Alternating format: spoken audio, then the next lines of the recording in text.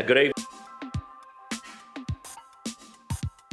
For the 28th of October 2024. Of course, tonight is a week out, so it's the 21st of October. I declare tonight's agenda briefing open right on 6 p.m.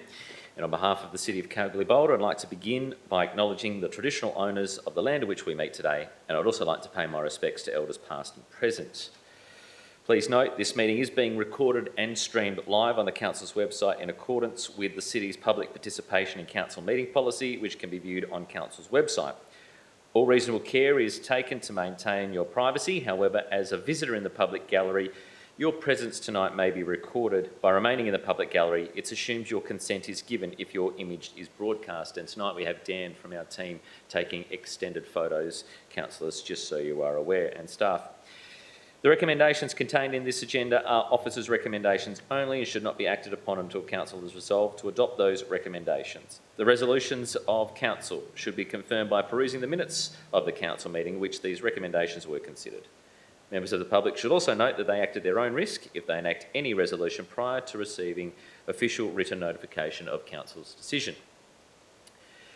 The purpose of tonight's agenda briefing session is for elected members to ask questions and to obtain additional information in respect to items presented on the ordinary council meeting agenda. Questions asked by councillors are to be answered by the CEO or a person nominated by the CEO or person presiding. And tonight we'll get to our Acting Director of Corporate and Commercial, who is in that seat this evening. No decisions are to be made at agenda briefing sessions. No statements are to be made, and there is no debate on items conducted. Our record for attendance. Tonight we have the Deputy Mayor here after a very celebratory weekend. Councillor Bodica is here this evening. Councillor Winner is with us. Councillor O'Donnell, good evening to you. Councillor Brownlee, hello. Councillor Turner, hello. And Councillor Viskovich is present tonight. Our members of staff. Our Acting Director of Engineering is Johan LaRue, who's here tonight. Our Acting Director of Development and Growth is Elaine Baldemiro, who's here with us. Francis Liston is our Acting Director of Corporate and Commercial and is assisting us tonight. Our Executive Manager of Finance is Zandra Kernock, who's with us, alongside Jamie Boyes, who's our Governance Officer, our IT Service Delivery Officer, Sashi, our ICT Risk Compliance Officer, Matthew, and as mentioned, Dan is with us in a multimedia role tonight as well. No visitors and no press. We do have an apology from Councillor Johnson, who is unwell. We do have three apologies from our staff. CEO Andrew Bryan and also Director of Community Development, Mia Hicks, are away on their study tour as earmarked by the CEO's KPIs. And our Director of Development and Growth, Alex Weiss, is on leave. There is no leave of absence for tonight, and councillors, I have not received any notations of interest. Are there any further notations of interest? Nil received. I do have a leave of absence which will be presented at next council's meeting for Councillor O'Donnell, and that is for the 13th of the 11th to the 20th of the 11th that are presented at next week's OCM. Our Executive Manager of Governance and Risk Services, Francis Liston, also our Acting Director of Corporate and Commercial tonight. Your commentary on 1411, our CEO KPI review. Over to you, Acting Director. Thank you. Through the Mayor, this is a report that was provided to the CEO Performance Review Committee in relation to an update on the CEO's performance of his KPIs that were adopted in July 2024 by Council. Thank you. Any discussion? Any questions, councillors? No questions, thank you. Item 1511. We'll hand over to Zandra, our Executive Manager of Finance. Zandra, if you'd like to address Council on a couple of matters. 1511 is first of all yours. Thank you, Mr Mayor. 1511 is the Statement of Financial Activity for the year to 31st of August 2024. So we're showing on track with a few variances, being $206,000 relating to rate. Loop line residence refurbishment. Thank you, Mr Mayor. So City staff were looking at transitional housing, and we identified that there's a residential property within Loop Line Park which isn't currently being utilised. So we were proposing that there's a refurb of this property, so a general refurbishment is needed to make it a more livable space. Also, with the creation of a driveway to the rear of the property, so access isn't limited to the park opening times, this would allow the property to then be used as a transitional house for incoming employees or potentially CKB contractors. Thank you, Executive Manager. Any questions, councillors? Councillor Turner. Just to the Director through the Mayor, $180,000 is a substantial amount of money. Will this be, the scope of works, will this be tendered out? Obviously it needs to be broken down into a few different areas, but it's quite a significant amount of money to spend on one property, so it seems like the property needs to be substantially brought up to standard. Thank you. Your question noted? Yeah. Yes. Yes. Is your answer. Councillor Winner. Thank you, Mr Mayor. Just through the Mayor, I do note that the report states that the lot is located on a park reserve and that the city is unable to lease a property on a long-term commercial basis. What is the length of time we are able to lease it for? I'll have to take that on notice unless the Acting Director of Development and Growth seems to know that. Possibly not. Nope, I'll take that one on notice. Thanks. Thank you. On notice, Councillor Viskovich.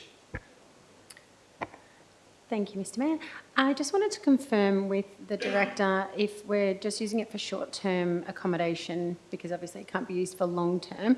Do we have any plans for it if we're no longer needing the staff housing? Is there any plans for it after that? At this point, no. So I think historically, as in a long time ago, maybe it was used for caretakers, but we don't currently employ a caretaker for the Loop Line Park. So I think it would probably just sit as a transitional house. So we currently own 4 transitional houses, which we use for incoming staff and obviously use for contractors or others that come to CKB for work. Councillor Viskovich. Thank you. Just to follow up, so if just confirming that Councillor Turner was asking for a breakdown earlier, will we be receiving a breakdown of the 180,000? The breakdown is obviously under delegation from the staff, so I don't think it's that appropriate. Council receives that information. It'll be reported as to what is conducted from that. Executive Manager. So I believe in the report there's a dot point list of what we're proposing needs to be done to the property for it to be brought back up to life and to become more of a transitional, I guess, residence. So obviously there is quite a bit of work that needs to happen, including obviously the installation of the driveway, which would involve using asphalt contractors. So at this point I can't break that down further into a cost by line basis. We would obviously go for quote to get more realistic. Right now that's just an estimation based on the amount of work that needs to happen. Councillor Viskovich. Sorry, just one more follow-up. I don't recall reading what size the house is. Is it going to be for families that are being transitioned, or is it more for couples? It's a 3-bedroom, 1-bathroom property with a front and rear yard.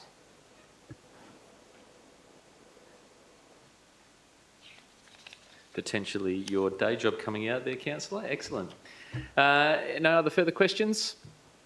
Thank you.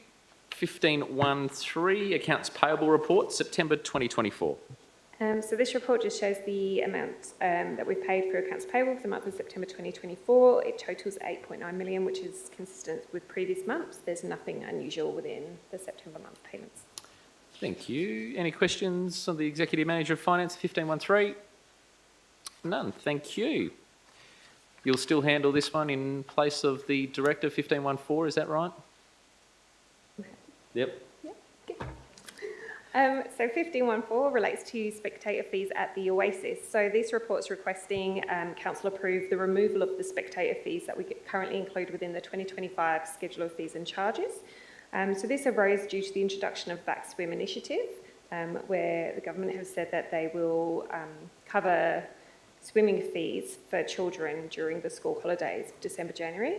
So our rec centre manager actually reached out. Any other further questions, councillors? Councillor Winner. Thank you, Mr Mayor. Just through the Mayor, just to confirm, the aquatic spectator fee is the only spectator's fee we currently charge at the Oasis? I believe so, but I can confirm that. Thank you. Thank you. So we'll take that on notice? Yep. Thank you. Any other further questions, councillors? No. Just a note for the Acting Director of Corporate and Commercial. An amended motion when it does return to council is item 1, remove the spectator fees at the Goldfields Oasis Recreation Centre from the schedule of fees and charges for the remainder of the financial year of 24-25.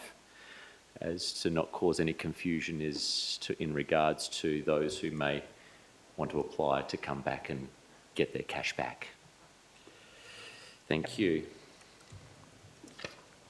Item 15.15, Schedule of Fees and Charges Amendments. Still with you, Executive Manager of Finance. Thank you. So 15.15, as we were looking at the schedule of fees and charges, we thought we'd have a thorough review. And from this, we identified that there was an administration error within the wastewater charges. So that's just a couple of rounding errors in there. And also, the team have asked to introduce higher charges for St Barbara Square with the activation of the Cal City Centre. Thank you. Any questions, councillors? None. Thank you. And that is yours, Executive Manager. Thank you very much. We welcome in Acting Director of Development and Growth, Elaine Baldemiro. 15.21, alfresco dining policy. Thank you, Mr Mayor. 15.21 alfresco dining policy. Council is asked to consider the adoption of a draft alfresco policy proposed to encourage and manage alfresco dining within Kalgoorlie-Boulder. Alfresco dining provides opportunity for traders to enlarge their business area and create an enjoyable outdoor experience for the community.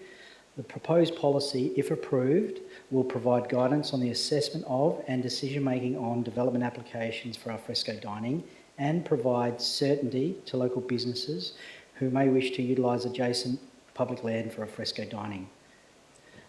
The planning regulations require a draft local planning policy to be advertised for at least 21 days for public comment. Following the conclusion of the notified period, a further report must be presented to Council for final adoption. The report will include comments received from the community and traders and can recommend changes to the policy should significant issues arise. The proposed policy is based on sound planning principles and takes into account the need for access to pavement and associated infrastructure and street furniture. The policy includes the following general operational requirements: appropriate lighting to create a safe eating and street environment. Alcohol consumption must be consistent with requirements of a liquor licence. Signage that smoking is prohibited, which is consistent with the public health plan. Requirements for public liability insurance, the requirement for appropriate clearance and maintenance and cleaning, control barrier height and pull-down curtains, and controls on advertising. The officer's recommendation requests that the City should Council support the proposed policy, it be advertised in accordance with the planning regulations, and that a further report be presented to Council, advising Council of the outcome of the public notification and requesting Council's adoption of the policy. Thanks, Elaine. Councillors, questions? Councillor Viskovich. Within 24 hours.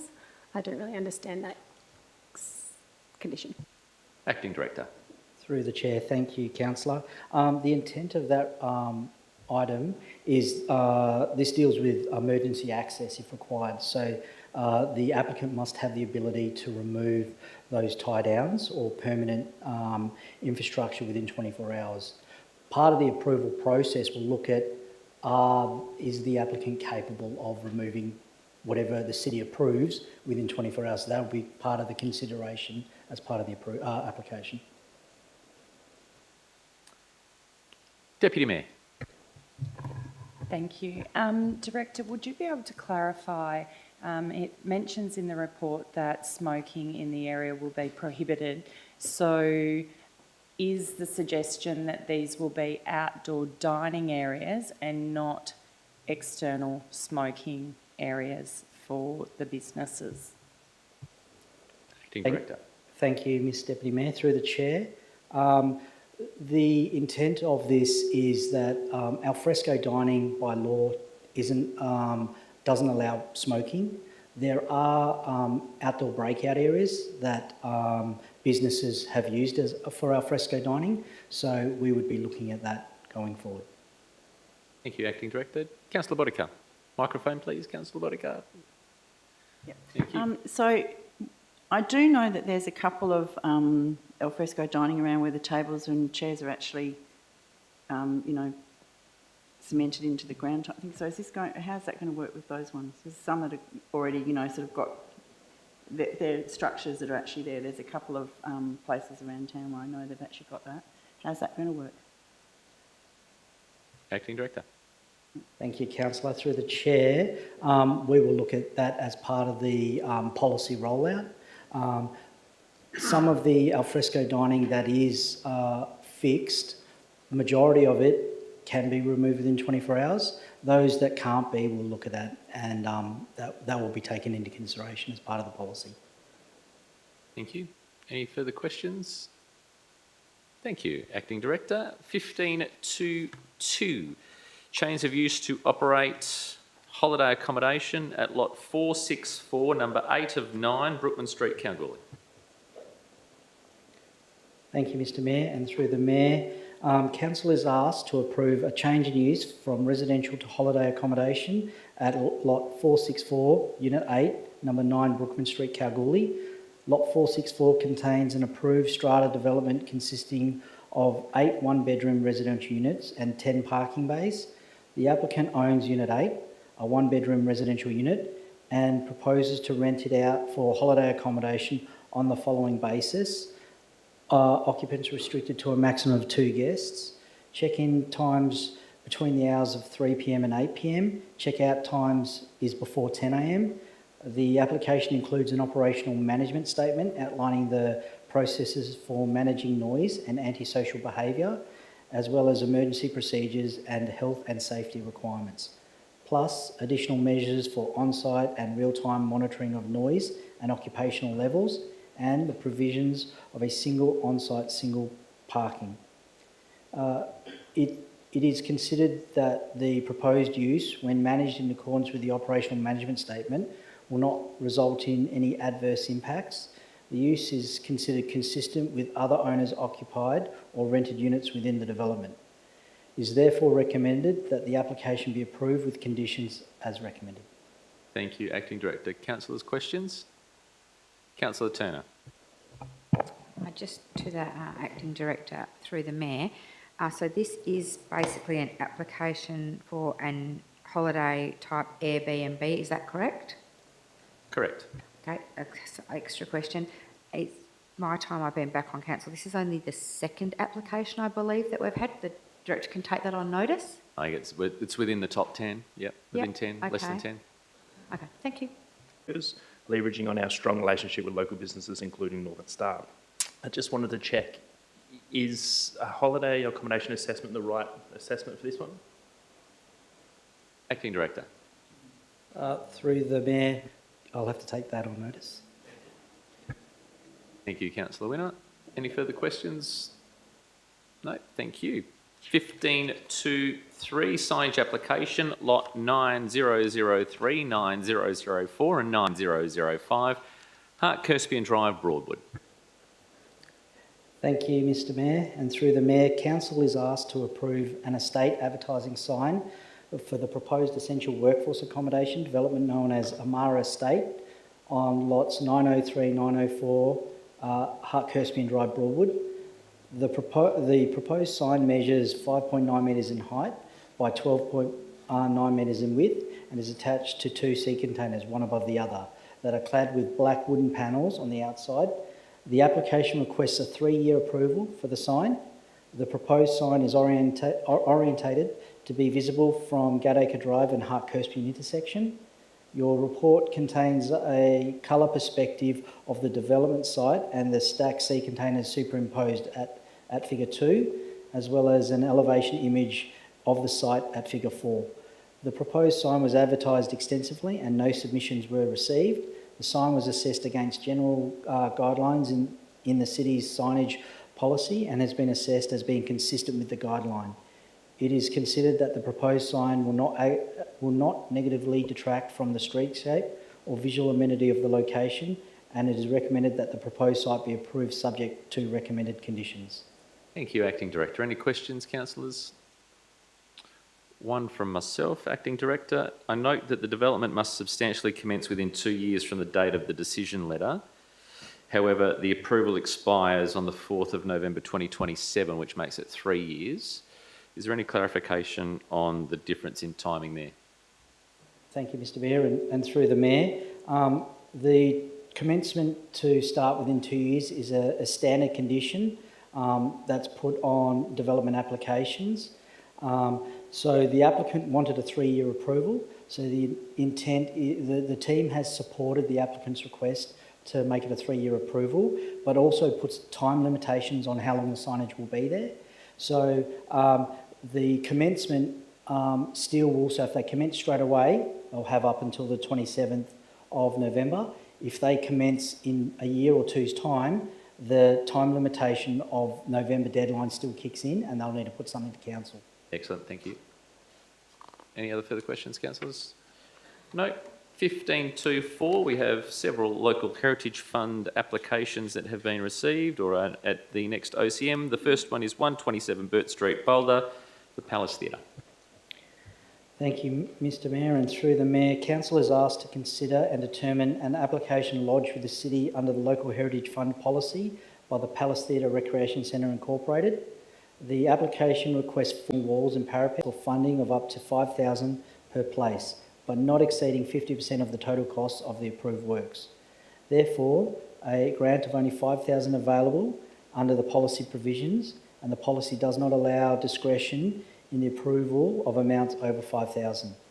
Therefore, it is recommended that council approve the Local Heritage Fund policy application for repairs to the Palace Theatre to the value of $5,000.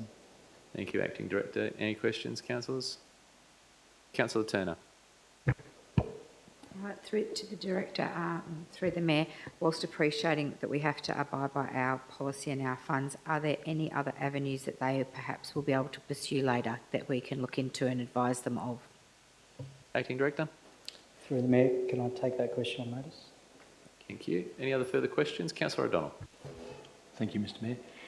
When somebody makes application for this local heritage fund policy, and the policy says up to 10,000, and in this instance, up to 5,000, do staff just have to accept the application, or are they able to advise the applicant that they can only apply for 5, so they only apply for 5 rather than 40? I think that your question was answered previously by the Acting Director, but if you want to go back to the reasons behind the $5,000, I think it was per place. I think that's the yes, that's right. Up to 10 for a specific. Thank you. But I was just curious why 40,000 has been put in place. No, yes. Do we not vet it with the applicant? Acting Director. Through the Chair, thank you, Councillor. Yes, they're made of discretion for amounts over it, and in this particular development, it is a considerable level of significance.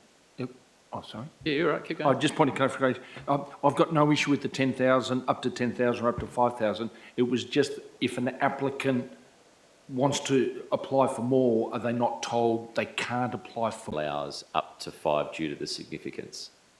Yes. So therefore, while the applicant may come for 40, we don't have a policy in place for anything over 5. Advise the person they can only, it's up to 10 for a specific or up to 5. Why are we still allowed? Policy stating that, and it's picked up within that policy. Yep. Thank you. Thank you, Acting Director. Was that correct? Yes, Thank Mr. you. Mayor. Councillor Viscovi. 30,000 from Heritage and Northern Star, but they haven't been confirmed. If they do not get the funding from the other source, and Is it part of the confidential attachment? Do you want to take it on notice, Acting Director? Thank you. Councillor Winner. Thank you, Mr Mayor. Just through the Mayor, given we're proposing approval of the funding? Acting Director. Through the Mayor, there's currently sufficient funds for the 5,000. Sorry, I meant from the applicant in terms of how they plan to spend the 5,000 as opposed to the 40,000. Through the Chair, they quit those receipts to that value. Thank you, Councillor Winner. Any further questions, councillors? 15.2.5, Local Heritage Fund, 24 Brookman Street, Kalgoorlie, St Mary's Catholic Church. Thank you, Mr Mayor, and through the Mayor, councillors are $4,500 for restoration works on St Mary's Roman Catholic Church at 24 Brookman Street, Kalgoorlie. The parish is responsible for managing and maintaining the St Mary's Roman Catholic Church, which is listed with the City of Kalgoorlie-Boulder Local Government Heritage Inventory and is a listed building with the Heritage Council of Western Australia. The application for $4,500 is proposed to fund restoration and painting of the 6 exterior doors to the are consistent with policies in the city's conservation management plan. For buildings listed as having an exceptional level of significance, this policy allows for funding of up to $10,000 per place, but not exceeding 50% of the total costs of the approved works. It is therefore recommended that Council approve the Local Heritage Fund policy application for repairs to St Mary's Roman Catholic Church to the value of $4,500. Thank you, Acting Director. Any questions, councillors? No? Thank you. 1526, Local Heritage Fund, 50 Collins Street, Piccadilly. A residence. Thank you, Mr Mayor, and through the Mayor, Council is asked. The applicant has attained 3 quotes ranging from $14,140 to $19,600, with the requested $5,000 being to ensure the ongoing preservation of the building, local heritage values, character, history and amenity. For buildings listed % of the total cost of the approved works, the policy does not allow discretion in the approval of amounts over $2,500. Therefore, a grant of only $5,000 is available under the repairs to the house, 50 Collins Street, to the value of $2,500. Thank you, Acting Director. Councillors, questions? No. Thank you. Community Assistance Scheme funding. Thank you, Mr Mayor, and through the Mayor, Council is asked to consider community grant program funding for the Kalgoorlie-Boulder incorporated upgrades to floodlights to one bowling green. The club is seeking city funding support of $18,960 through the Community Assistance Scheme. This project is critical for the club as A Green has recently been deemed non-viable for nighttime use given a recent incident involving a fallen light pole. The existing quartz floodlights on B Green are outdated, inefficient and consume excess. Adequate lighting has led to the club to stop night bowling on B Green and more recently A Green due to safety concerns for their members, primarily ranging in ages between 70 and 80 years old, to fund this request. Thank you, Acting Director. Councillors, questions? Councillor Winner. Thank you, Mr Mayor. I've actually got 2 questions, if I may. Go ahead. The first question through the Mayor is, are there any other funding commitments or current funding or sponsorship agreements currently in place with the Kalgoorlie Bowling Club? I believe the answer is no. They did have an application for Club Nightlights program, which they were unsuccessful on, which recently came to Council in the last 12 months. Acting Director? Through the Mayor, the Council endorsed $115,000 from the 23-20, 1/3 contribution towards their community sports and recreation facility fund application. At the 28th of August OCM, Council endorsed an extension of the accrual period for the Kalgoorlie Bowling Club's annual grant program funding agreement from the 30th of June to the 2nd of December 2024 to accommodate the timeframes for the Community Sport and Recreational Facilities Fund. Their fund application was not applied for the Club Lights funding as they had outstanding funding agreements with the city through the AGP, which made them ineligible at the time of the grant round. Sorry, my apologies. I mentioned Club Nightlights. I meant CSRFF. It's okay. Thank you very much. Go and ahead. The second question I've got is, can councillors please be provided with figures on current available budget within the community grant scheme for use in this financial period? We'll take that on notice, Councillor Winner. Thank you. Any further questions for the Acting Director? Councillor Turner. To the Acting Director through the Mayor, just following on from Councillor Winner's questions, we recently had another community group that were unable to get funding because they had received a grant through our grant program. If we do this, will this jeopardise any future applications that they may make or have current or make them obsolete? That's what I'm concerned about, that this is a smaller amount and they may need a bigger amount for some other works, and I don't want to rule them out and I want them to be correctly advised if that's the case. Thank you, Councillor Turner. Acting Director, go ahead. Through the Mayor, can I take that question You on can notice? take that on notice as well. Well done. Any other further questions? Deputy Mayor. Thank you. Director, it mentions here that A Green has been recently deemed non-viable. Could you provide more detail around that? Because of the fallen pole, is A Green deemed to have suitable lux lighting, but is just unsuitable because of the fallen pole? Acting Director. Thank you, Ms Deputy Mayor. Through the Mayor, I can take that question on notice. I will provide some extra statistics for you, though, having spoken to a couple of members involved in the Kalgoorlie Bowling Club on this matter. When the pole fell over, they obviously need to relook at their lighting and the design structure around that A Green. B Green, the structures that are there are in a lot better condition than the A Green, so they've just transitioned over to there. If that answers your question. Yep, thank you. Any other further questions? No, thank you, Acting Director, tonight. No confidential items. I believe we may have a question of which due notice has been considered, councillors, so please keep an eye out for that one for next week.